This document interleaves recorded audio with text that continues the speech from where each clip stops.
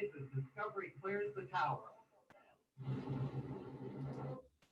Hi everyone, and welcome to The Earth is flat on Planet Pluto, which is an amazing title for a show, has been pointed out.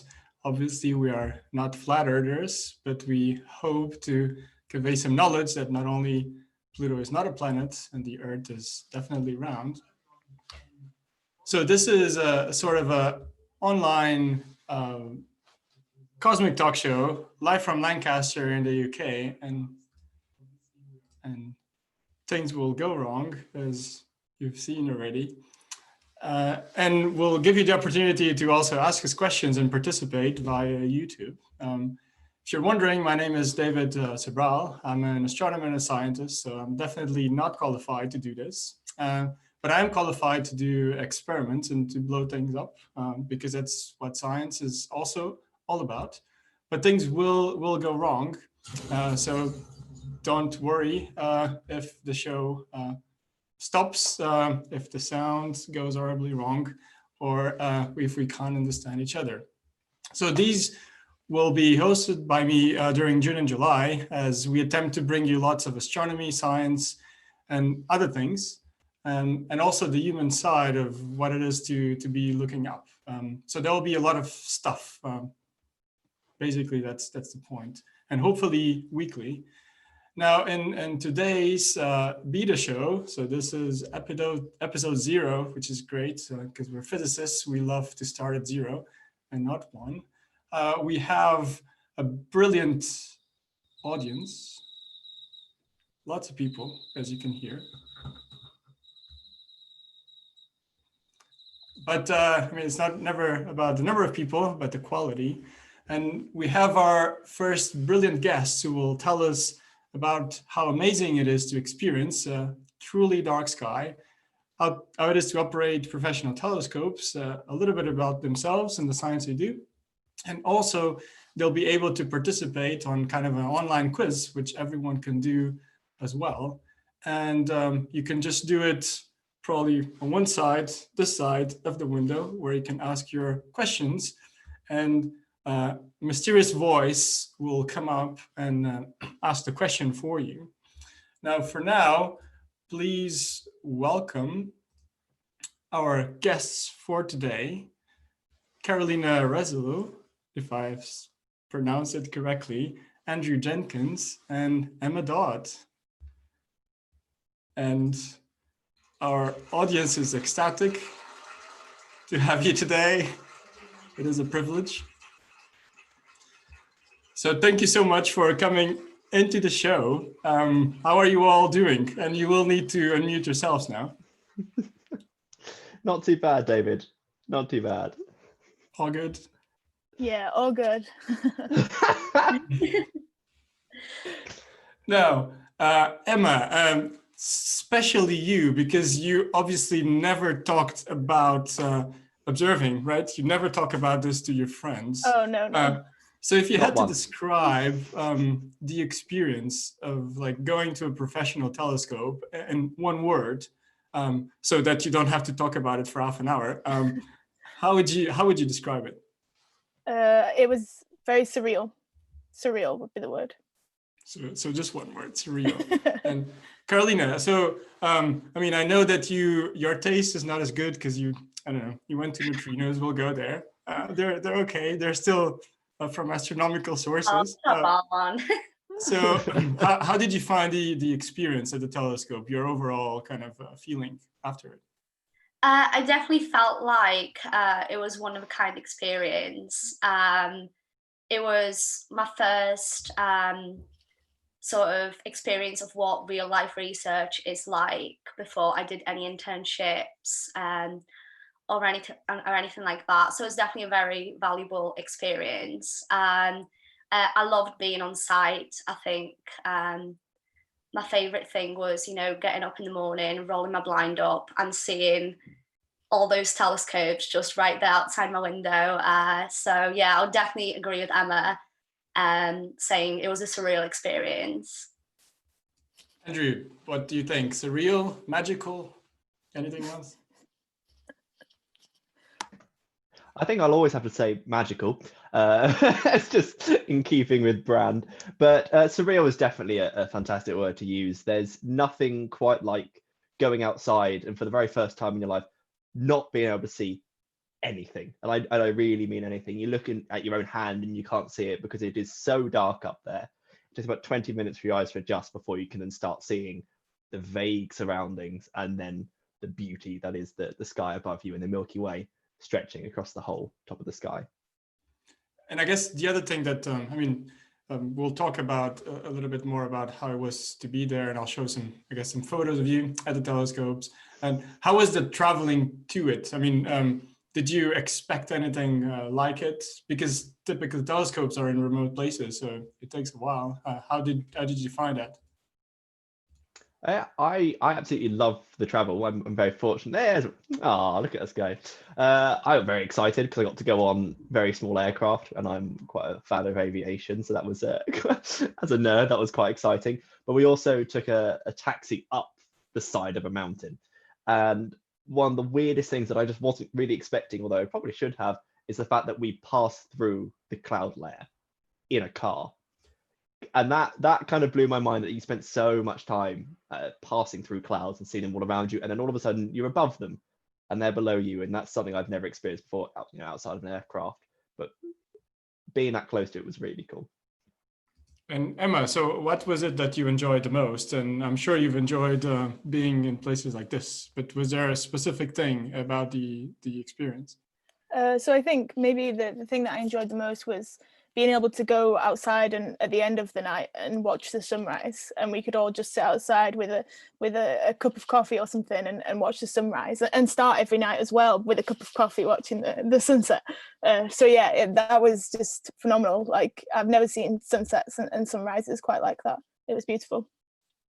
So what about the things that you were there observing? Can you tell me a little bit more about the targets you've proposed and the data you got out? Yeah, so we all had different targets that we got to choose, but specifically the main thing that we chose to target was star clusters. So there are two types of star clusters that exist, and a younger version that are called open clusters, and then an older globular clusters. And we took images of a selection of these different ones that were observable. And then we were able to, when we got back, reduce that data and do some science with that. So looking at determining their ages and different properties about these star clusters. So Andrew, so what were you observing there? I was specifically looking into a star in the Ursa Minor constellation. It was one of those daft star naming documents that my great aunt and uncle had got me many years prior. And I decided, you know what, let's actually get some data on this star and see if I can use the tools I was learning in Astro at the time to apply that to the real science here. So using luminosity to figure out distance, to get some properties about the star. And that's what I tried to do. Now, I managed some of that work. It was more of a challenge than I expected, but I did get some data out of it. And Carolina? Yeah, so I actually wanted to observe some variable stars because to see if I can plot the light curves for them, etc., as that was somewhat related to the internship I was doing later on that summer.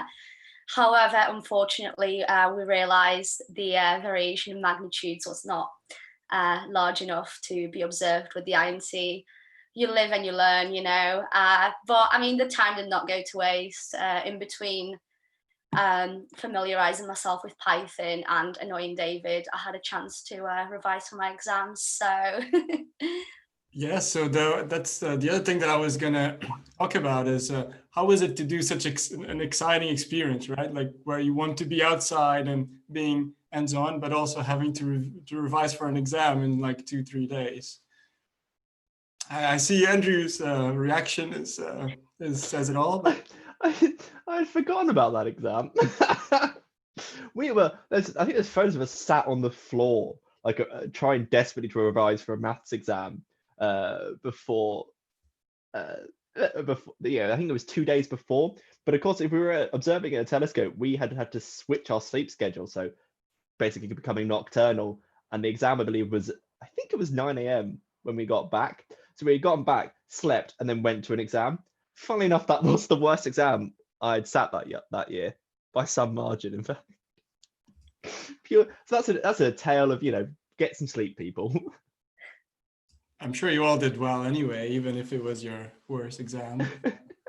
Now, the other thing that people don't know, and I guess it's especially true for the INT, is just how scary it is, right? So can you share a story of, I don't know, for example, why you wouldn't want to go to the kitchen alone, or when you thought you've seen the ghost of Isaac Newton or some other ghost? No, I definitely wasn't expecting INT to be as scary as it was. And I feel like when you're so sleep deprived, your mind will play tricks on you a lot. I remember, walking up the staircase, just thinking, I need to walk as fast as I can, don't look back kind of thing. So yeah. The biggest problem is because you're at such high altitude, if you then start trying to move faster to get away from the phantoms in the basement, you then get really out of breath, so you can't make it up the stairs properly. Oh, it was so creepy. It's the bed. It's that weird, the rooms that people used to sleep in, and they've just been abandoned, and they are creepy. You do, because all the lights down there are permanently off, so you just sort of wander around these semi-abandoned properties looking at empty old beds, and you can swear things are moving. I mean, my guess is that it's a good reason not to fall asleep, because yeah, you don't want to do it, except for the couch. I assume that it's probably the most popular place for people to sometimes fall asleep. Not naming names. No, I guess the big question, and before we move, is would you recommend this experience? What are your thoughts? Yeah, definitely. I mean, I think it was the best experience I've ever had, and I'm just waiting for the opportunity to get another chance to go and observe and do something similar, because I couldn't fault the experience at all. I think it was just incredible to be up there and to learn about how to actually go from the planning and preparation stage of observations to actually taking the data and then going back home and a few weeks later looking at that data and figuring it all out ourselves. I didn't think I would have learned that as well if we'd not been able to go there and do it and learn on the job. Yeah. What about you, Carolina? Yeah, I would absolutely recommend it to everyone. It was amazing, one of a kind, very unique opportunity. I mean, going on an observing run as a second year undergraduate student is it's definitely not what people do at most universities. And obviously, besides it looking brilliant on your CV and giving you the opportunity to feel like a real astronomer, you get to see all those famous telescopes with your own eyes, and you can explore the island as well, which is beautiful. So I would definitely go back.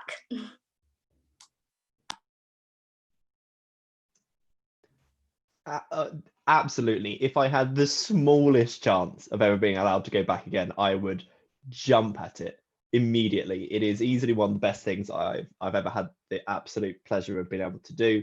The skills I picked up and learned from it, I think genuinely have affected my degree. It's made it better. I believe my grades are probably higher because of it, because I had such an intuitive understanding about some of the things that we were looking at and the ways in which telescopes worked. So even for the exams, it made it better. But it's just the fact that I can think back to that time and know I've had an experience that I definitely couldn't have had in any other situation. I've been able to see the night sky in clarity that very few other people could ever get due to light pollution and the rubbish weather here in Lancaster. So when they say once in a lifetime, I really think this is one of those things if you somehow ever get the chance to do it, go on it, drop everything, go, love it, come back tired, and it's the best thing ever. So yes, if it ever comes up again, I don't know how I can get my way onto a trip, but I will definitely do it. Are you going to enroll in the degree just for the experience? It's a small chance. Now, talking about the degrees, I think you're now all officially free, right? Masters in physics. So I guess, yeah, so the big question I'm sure people on YouTube will be asking is, when you get a master's in physics, is that the moment where you can start to bend space-time with the power of your thoughts, or do you need to do a PhD? That's the important question. Andrew, I mean, you're also a specialist in magic, so can you probably answering this? So I'm not doing a PhD. So I've finished my master's in astrophysics, and then I am running away from academia. But I say I'm running away from academia. I'm not really. I'm staying in the department to help teach other people about physics. So I'm going to be working in outreach, teaching schools and universities the wonders that are physics. But by no means, at the end of 4 years of a degree, are you even close to comprehending physics as a whole. There's the great adage, I can't remember who says it, that the more you know, the more you realize how little you actually know. And nothing is more true. Every year, you just suddenly realize how much of an idiot you actually are. I would need many, many more years of training to be good at one tiny little thing. So instead, I've decided I'll take what I've learned and give to those that have never had the opportunity to have the same experiences as myself, and hopefully inspire them to get involved in science the way that I've been able to. Which is also hopefully what we might be able to do this with the kind of 4 or 5 people watching this all over the world. Carolina, do you want to add anything? Can you bend space-time with your mind, or not really? Well, definitely not. I would definitely agree with Andrew. The more you know how much you don't know, I guess. Obviously, I'm going to do my PhD in neutrino physics next year, and I'm super excited about that. And I can't wait for the moment where I can say, you know, I'm an expert at neutrinos. But the thing is, I think the saddest thing about learning physics is knowing that you will never know it all. There's always another layer of complexity. But yeah, I'm excited for what the future holds, and I'm looking forward to learning more. So I guess you've talked about neutrinos. So, I mean, why should we even care about neutrinos? I mean, you can't take a photo with a telescope, right? No. Can you convince us why we should care about neutrinos and what they are actually for people that have never heard about them? Yeah. So neutrinos are definitely very important. And so for those who don't know, neutrinos are these extremely light, weakly interacting particles, which basically means they do not want to interact with anything, which makes them extremely difficult to detect.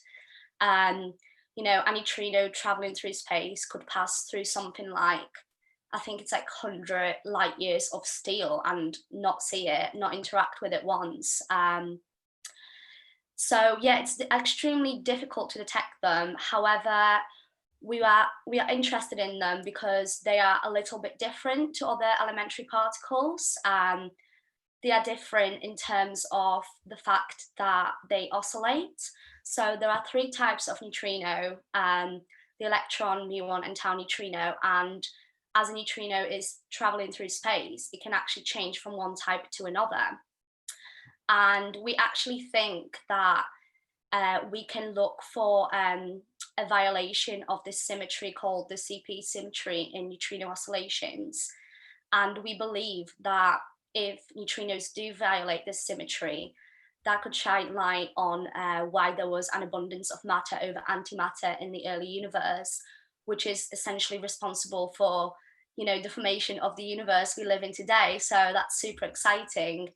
And also they're becoming extremely important for astrophysics and cosmology as well. So one big example is supernova physics. When stars collapse and explode, the first thing that escapes the core collapse supernova is not actually light, it's neutrinos. And that is due to the fact that they just don't want to interact with anything.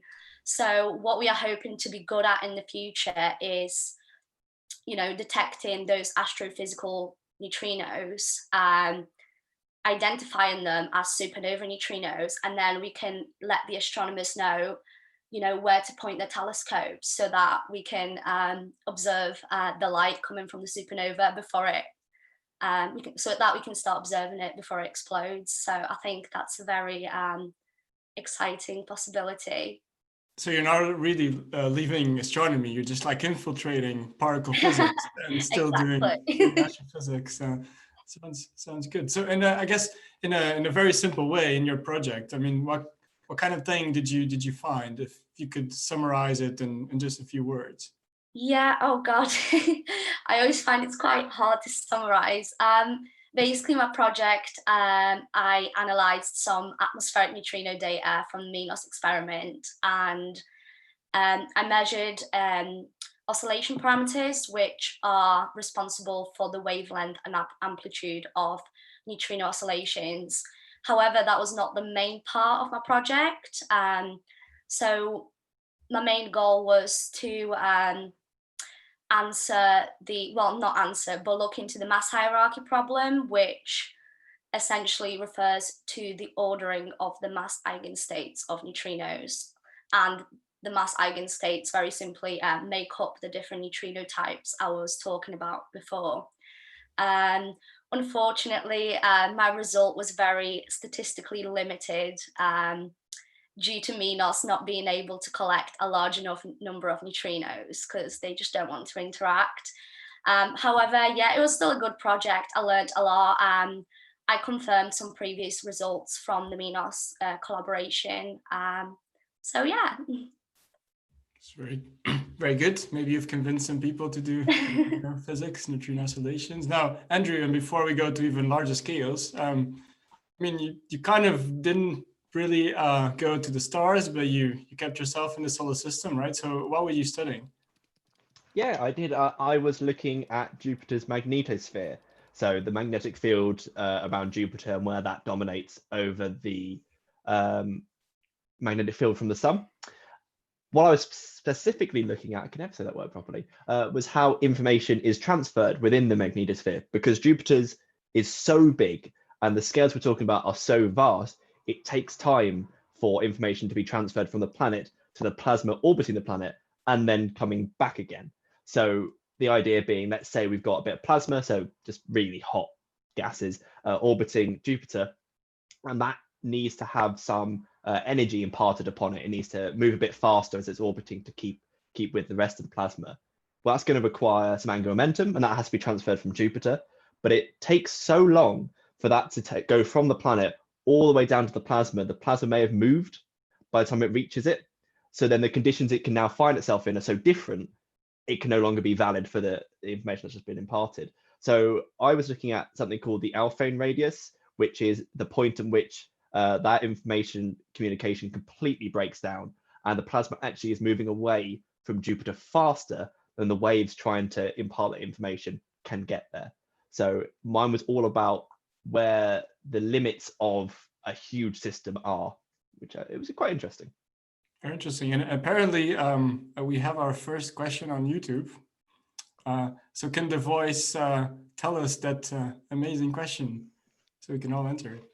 Yes, we have a question. How do you detect the neutrino? Oh God. There are a number of ways to detect a neutrino. I think the most popular one is obviously detecting it using water. I feel like the Super Kamiokande experiment is probably one of the most known neutrino experiments. And basically the principle of that is as a neutrino, when a neutrino interacts with a molecule, the water molecule, it will emit a particle of the corresponding flavor. So an electron neutrino will emit an electron, a muon neutrino will emit a muon, and so on. And so when those particles are emitted, they actually travel faster than light in water, because obviously light slows down as it travels through different materials. And when a particle is able to move at a speed greater than the speed of light in a medium, it emits light. And then basically we analyze that light, and then we are able to tell, oh, we've seen a neutrino or a muon. And if we know we've observed if we know we observed an electron, we can then infer the presence of an electron neutrino, which interacted with the molecule in the first place. And there are different types of detectors, but the principles are more or less the same. So I guess basically big tanks and Big tanks, substantially underwater, right? So they can avoid anything else. Yeah. And also a good reason to travel to Japan. Well, not currently, but yes. Now, Emma, because you also never talk about the things you do. You're not passionate at all about these things, which people call globular clusters, which I usually call space vampires. But we can go there. So, what exactly did you study during your project, and what did you find? So during my master's project, I decided to carry on with the star cluster love that I kind of got in my second year. And through this, I decided to look into the globular clusters in more detail, which are the oldest star clusters that are in our galaxy. And the important thing about globular clusters is that their age estimates are the same sort of order of the universe, and they're thought to have formed when the actual galaxy itself formed. And so there are a lot of theories of how their formation could link with the galaxy's formation. So to try and understand more about this, our galaxy's own formation, we need to first understand globular cluster formation. And this is something that we don't quite know a lot about yet. And the way that we can try and, I guess, observe globular cluster formation is by looking at what's called a high redshift. So this is because light travels at one set speed, and the universe is so huge, a source that is really, really far away at what's called a high redshift will emit light that takes a longer time to reach us than if it was just close by. And so when we image these distant sources that are at these really, really large distances, the time that it takes for the light to travel to us can be of the order of millions and billions of years. So we actually see what the source looked like when it was billions of years younger. So the idea is that we can find young globular clusters by observing at these large distances at high redshifts. And in my study, what I wanted to do was to use properties that we could determine from Milky Way globular clusters, so that's our own galaxy's globular clusters, and using just simple images like what we could take with the Isaac Newton telescope back in second year, we can determine their properties such as their ages and other properties, and then use this and modeling about stellar evolution to kind of backwards model and find out what they would have looked like when they were younger and when they had just formed. And then we can place them at high redshift and produce mock observational data, I guess, and see whether they would be observable with telescopes today. And what we found was that using my modeling it was quite simplified compared to what could be done if we include all different models and other aspects that could be important for globular clusters evolution. They wouldn't be observable with the current Hubble Space Telescope and using the deepest exposure that we have, but they would be observable with James Webb, which is one of the upcoming space telescopes that will hopefully launch in the next couple of years and revolutionize this kind of astronomy that we're doing. We all wish for that, but we've been wishing for that since 2008, and it's still not there. Yeah. Now, before we get a JWST, I guess an interesting thing that people might wonder is, so you talk about these concepts, right? But what kind of data and instruments have you used? So specifically you, Emma, what telescope data have you used? So in my study, I specifically used Hubble Space Telescope data. So different images that were taken with the Hubble Space Telescope in different filters. And the Hubble Space Telescope is one of the telescopes that's actually in orbit, so it's not on the ground like the INT, and it means that the images are of much better quality and much deeper because we don't have to worry about effects from the atmosphere and other things like we have to with ground-based telescope. Yeah, maybe we can convince Elon Musk, who's obviously watching, now that they have a rocket to do this, they could just go and keep essentially maintaining Hubble, so they could keep going. That's a good idea, right? Yeah. Andrew, so what kind of data did you use? Or was it more just modeling and theoretical? It was a lot of modeling, but we were modeling based from models that came from data from Voyager and Galileo, the satellites that went out into deep space. But as they did, they managed to do some flybys of Jupiter before they headed out, and that gave basically in the early 90s early to mid 90s a large amount of data for Jupiter to be used to make all these models. Now, right at the moment, Juno is the latest probe to go to Jupiter. So the hope is that soon we will be able to get more up-to-date data and hopefully far more accurate data about Jupiter and be able to improve these models. So, and that's one of the findings that I managed to get to, was that some of the models are unfortunately out of date, or they result in situations that are completely unphysical if outside the boundaries that they were made for. So yeah, we're excited for a massive amount of new data to come in hopefully soon. Yeah, and Carolina, I guess you didn't use a telescope, but what kind of data did you use and how did you collect it? Well, I actually did not collect the data myself. I was analysing some old data from 2014 and 2016 runs. So I was just analysing atmospheric neutrino data collected by the Minos experiment. So atmospheric neutrinos come from, they originate through let me start again.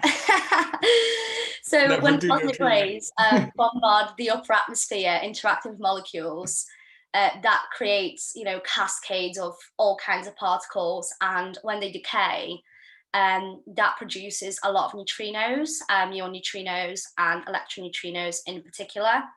So as they travel down through the atmosphere, we can detect them, we can see them in our detector, but the trick is we can also see the neutrinos originating from below the ground as well, and that's obviously because it's no problem for a neutrino to travel, the whole diameter of the Earth. So yeah, that's basically it. And the reason why I mentioned about the neutrinos coming from down below is we're actually interested in those neutrinos because we find that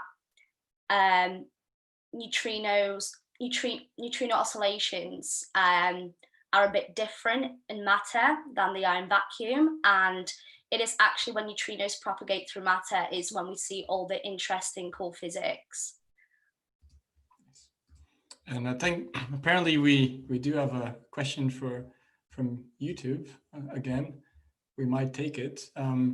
But before we do that, and we can interact with our amazing audience, that it's still very noisy out there. Yeah, this is the sound all over the world. People watching us. We're going to have the first feature in this apparently sort of talk show, which is called Crazy units. Apparently, yeah, crazy units. So this is the chance of testing your on-the-spot knowledge, or not at all, but mostly to convey the message that we can make fun of ourselves as astronomers and how badly our units can be. And therefore, this round of a couple of questions will be about testing your insights by using kind of really random units.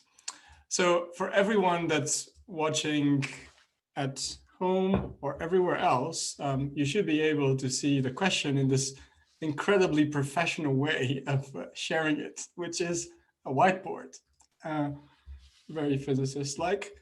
So the question that we have, which was very relevant a few weeks ago, maybe the cause for all toilet rolls to gone out because someone was actually measuring this. So the question that we have is the distance to the globular cluster Omega Centauri. So this is actually the largest, most massive globular cluster in the sky that is quite distant from us.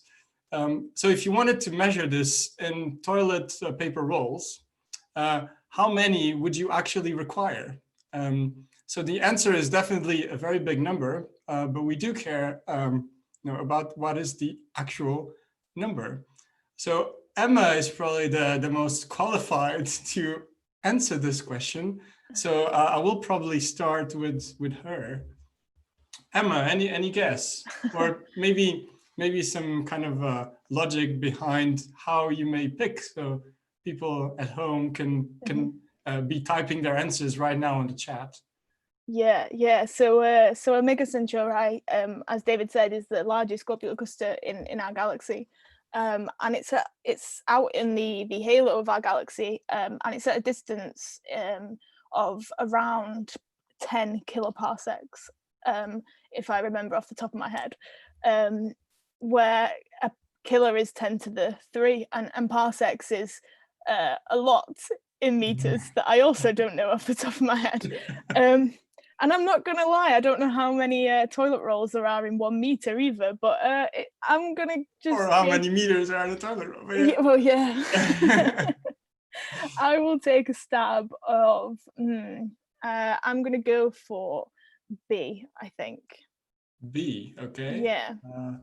So you go for B in a very professional way. We're going to lock it. Okay, so what about you, Andrew? I would guess that a toilet roll is what, 20 centimeters long, right? Something like that. That sounds about right to me. Well, but I've got one you can spread it out, right? Oh, as in unrolling the whole thing, not Well, just the I mean, blob. otherwise, what a waste, right? Well, I'd say, well, I don't know. This Come on. country's not very good at not wasting things, are they? I have no idea then how long a toilet roll is, but I also can't remember the conversion of light years to meters. I can convert, I mean, what's it? Parsec's 3.26 light years, right? Something like that. So I can convert that, but not the other one. I'd go for A though, I think. A, okay. I think it isn't as far. Good. So Carolina, what are neutrinos telling you? Right, I'm not gonna There's lie. plenty of neutrinos coming from Me off because I was thinking what Andrew was thinking. I was trying to think about like the width of a toilet roll, but now I'm trying to unroll it in my head.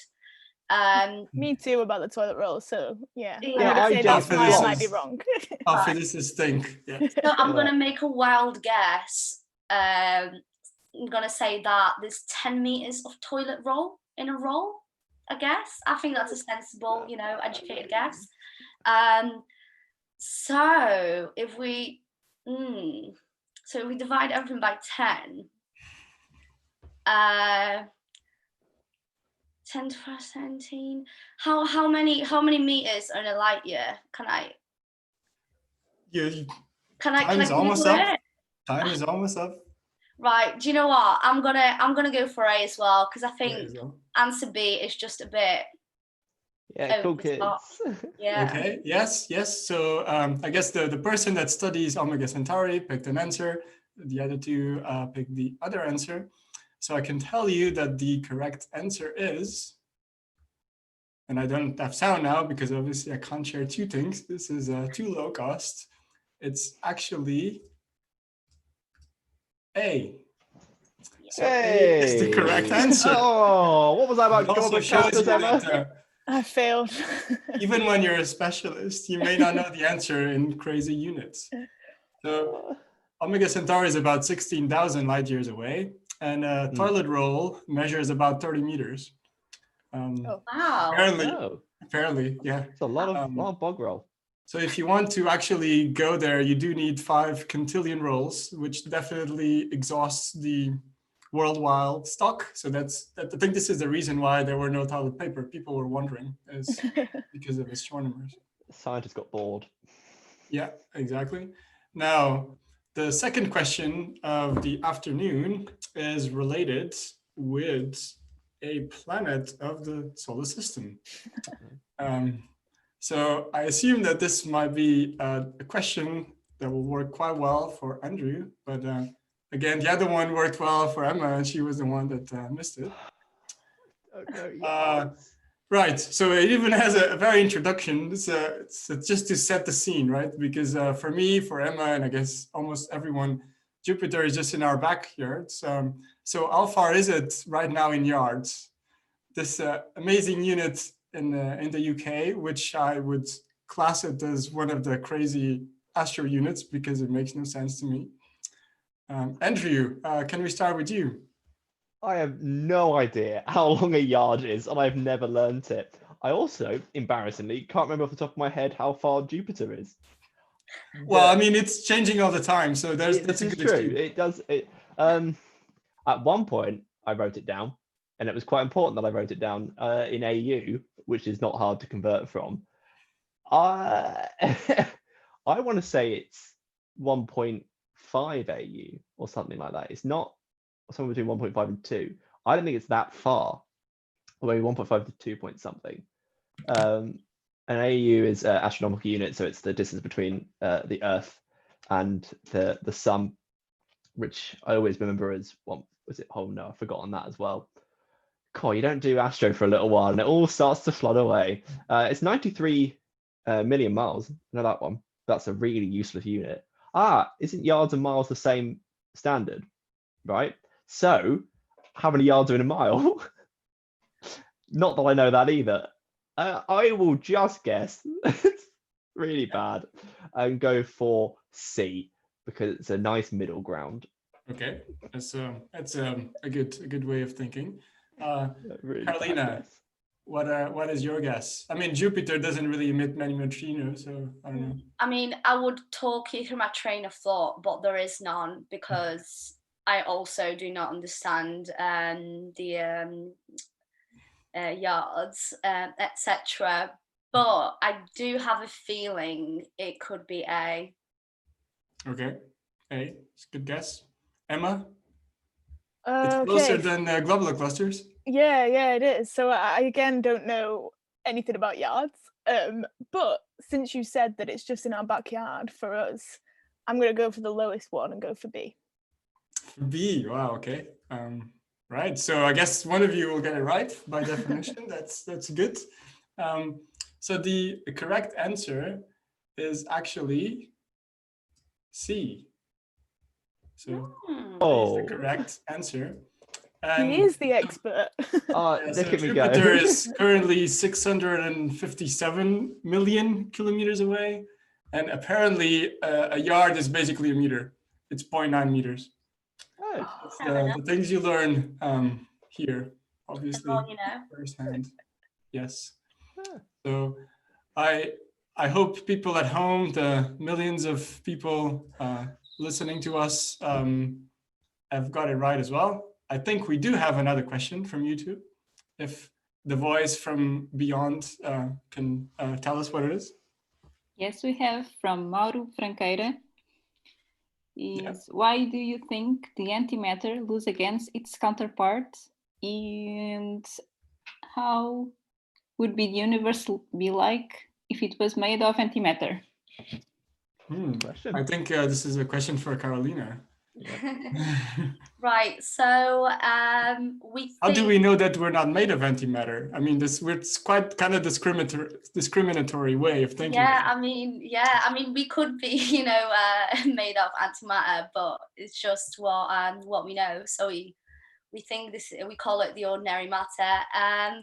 If the universe was made out of antimatter, I feel like it would look exactly the same. It would just be antimatter instead of matter.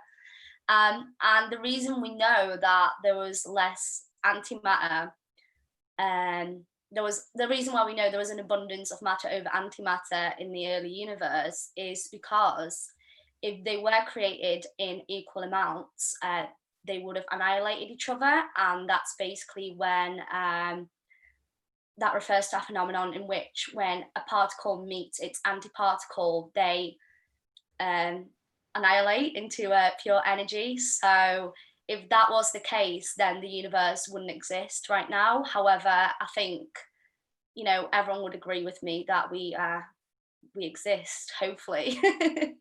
Hopefully this is not a simulation. So yeah. Yes. You might be able to talk. Or it could be the Matrix, Yeah.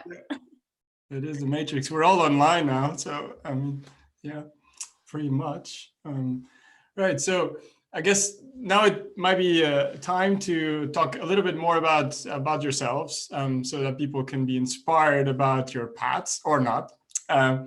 So I'll probably start with Emma. So when you were a child, what did you want it to be when you grew up? Did you want it to become an astronomer, or did you even knew astronomy existed? So when I was really young, I don't think I did. I don't think I knew much about the moon or the stars or the planets or anything. I definitely didn't realize there was more than just our solar system. But I think I like flipped between a few different jobs and never really settled on one path until I was about 16 in year 11, and I learned about going to Mars and the idea of humans being able to occupy Mars, and I just thought it was amazing that we could do this, and the astronauts existed, and I don't know, that kind of took me onto the path of realizing how amazing physics was, and setting the mood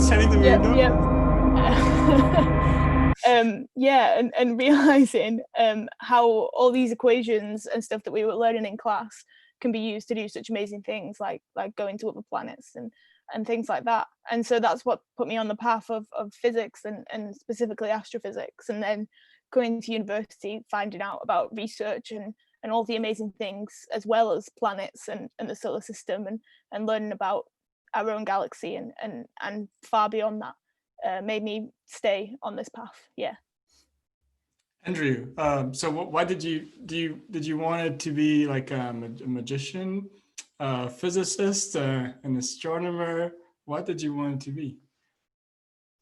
Right off the bat, when I was quite young, up until the age of about 17, I wanted to be a pilot. Absolutely, it was my 100% my dream was to fly commercial planes. And then just before getting to university, I looked into it properly and I realized it cost £100,000 to train. And I also looked ahead at the industry, and I didn't know that COVID was coming, but I knew that it was going to start struggling really soon with fuel costs and the environment. So I thought maybe avoid that industry. I'm fairly glad I did. But I've always had a love of space. I thought space was really cool. I was very excited at A level when we got the chance to do the Astro module for my A level. I love space so much that I have a Lego Saturn V rocket sat in my room, as I had for about 2 years after doing a magic gig and being able to pay for it. Like the cool kid I am. I fell into it more than anything else. I actually started my degree on particle physics because we did particle at school, and I thought that was really cool. And I got to university and realized, no, Astro is far cooler. We do more exciting things. You get to go to La Palma. It was a good switch for me. And then I love the fact that I can understand something that is quite easily graspable for a lot of people. They can look up and see the stars and go, well, there's this, what's that star doing? I can explain that. And that's an absolute privilege, which I love doing. So yeah. I mean, it's much harder for Neutrino. So I'm sure, Carolina, you weren't dreaming about becoming like I don't know, little Carolina. What do you want to be when you grow up? I want to be a neutrino physicist. What was it that you wanted to be? Yeah, no, that definitely wasn't the case. I mean, I've always been really fascinated by space since a very young age. And I think that's partly thanks to my brother, who's always, he's the cleverest guy ever. So I feel like I always wanted to be like him, and he's inspired me a lot. I was one of them kids, like I've seen every astrophysics documentary ever to be released. Seen all of YouTube, but when I was in school, I never considered doing that like in the future.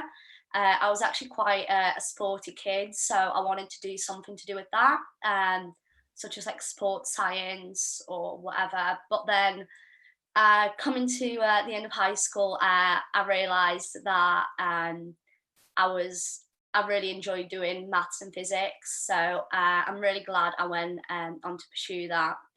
And obviously I ended up at university.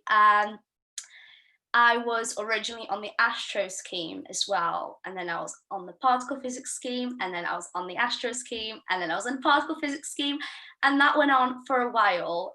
Neutrino oscillations. Yeah, It's very literally. suitable. Yeah.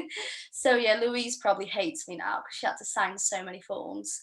But yeah, and I was still doing astro last year. I did the astrophysics project, which I absolutely loved. I still think it was the best choice of project, as we're the only people that actually got to use real data. So that was definitely a plus. But things changed towards the end of third year, and here I am. You're still going to be doing some astrophysics, so it's okay. There's some hope for you. It all relates to one another, so. And I mean, if you could kind of travel back in time, is there any advice that you'd give to your younger self? I would say to myself that, you know, don't be scared to be curious and ask loads of questions. And yeah, I don't know, start revising early, especially if you're going to La Palma in the middle of your exams. Best advice ever. Yeah. I see that Andrew agrees. Would you add anything else in terms of advice for your younger self? Oh, if I could go back and see my younger self, I would tell him to calm down, because I was always just frustrated either with the world or what I was doing. But also all right. No, yes, I'm not a particularly calm person. I'm quite energetic. I would definitely say take more risks. Get involved. You know, I was involved in many things, but they were all quite safe, and they were all the stuff I already knew how I could do. Experiment, try new things, go be creative. You love performing, go try that. Get involved in stuff that puts you out your comfort zone a bit more, and relax. Everything kind of just works itself out, and life's too short to spend a lot of time worrying. It's a mentality I picked up, especially later in my degree, not early, much later, when things sort of go wrong and you realize you can't normally work your way through them. So yeah, but that's an experience you can't tell someone.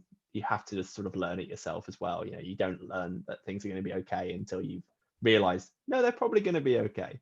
So yeah, it's around that sort of theme and bubble. I'm sure you can tell them, but I'm sure they will ignore them. Yeah, absolutely. I would also ignore me, and frequently ignore people like me. Yeah. What about you, Emma? What would you say to yourself?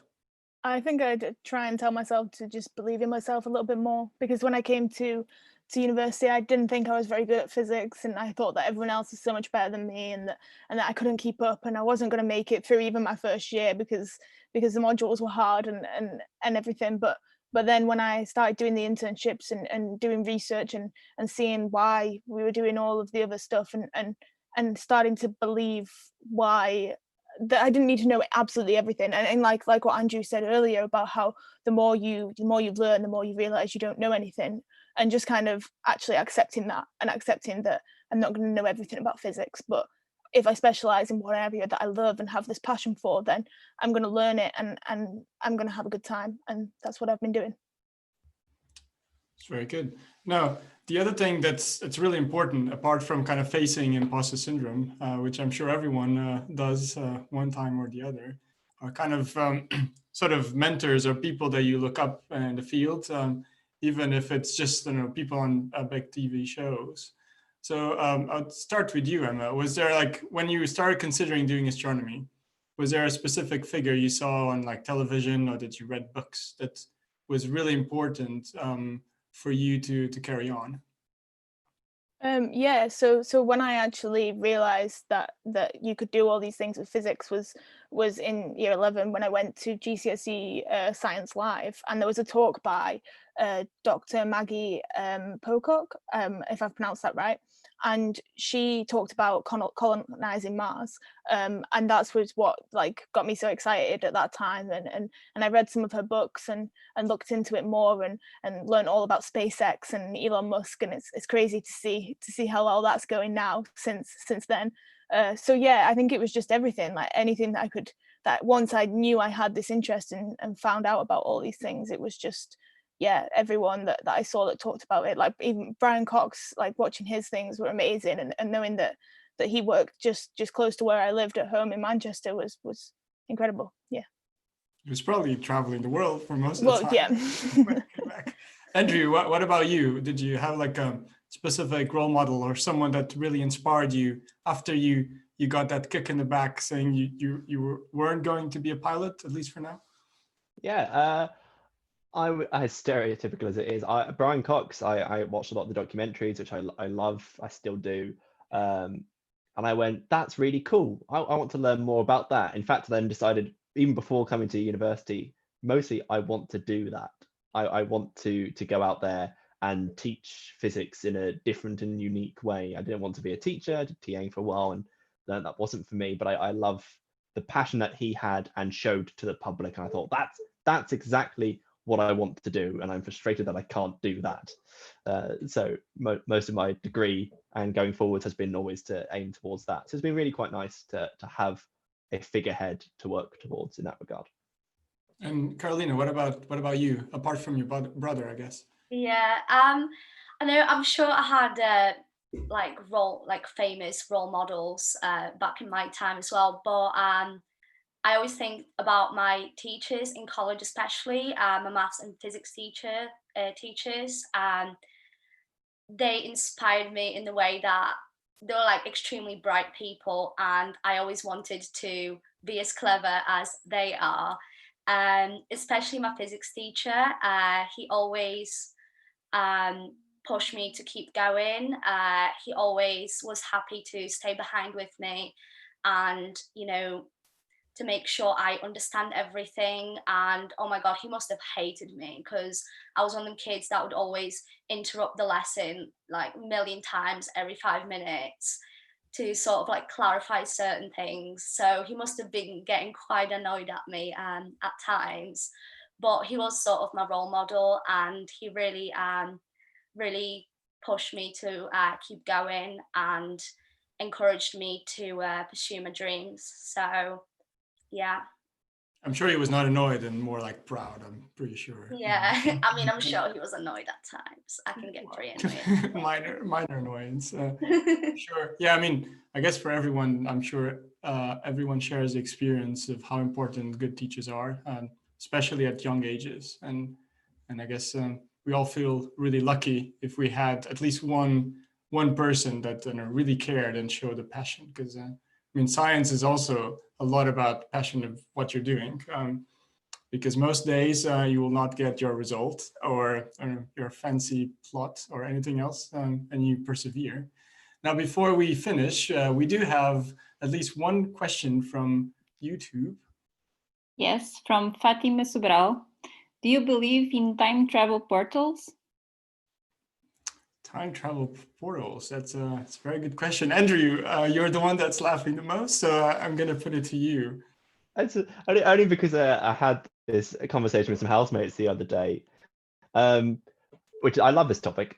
So time travel portals, I always think is an interesting term because you'll be very careful what you mean by time travel. So we know it is completely possible, in theory, to time travel into the future. And by that, we mean move between 2 points in space faster than the speed of light would allow. And that's essentially wormholing. If I have a piece of paper, which I do, fantastic. Live demo, this is what we want. Yeah, this is a go. This is the new Ryan Cox. Yeah, hey, but far less northern. So we got, let's say I got 2 points in space, which I'm going to represent by the two ends of my fingers here.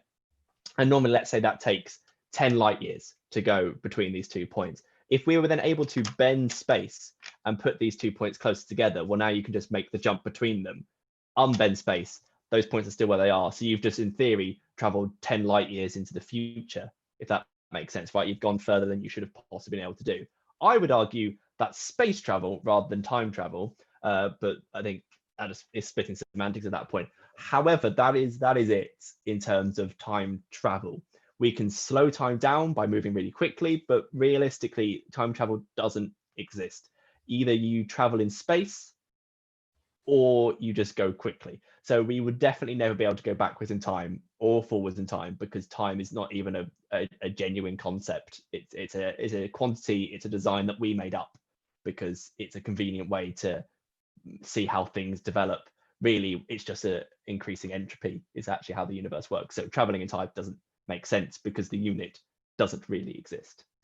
I mean, as in boring as practice, that is. we are traveling in time all the time, right? We just Yeah. can't help it.